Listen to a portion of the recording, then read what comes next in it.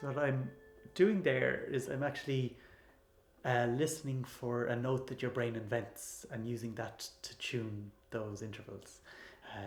So when your brain hears two notes that are being played,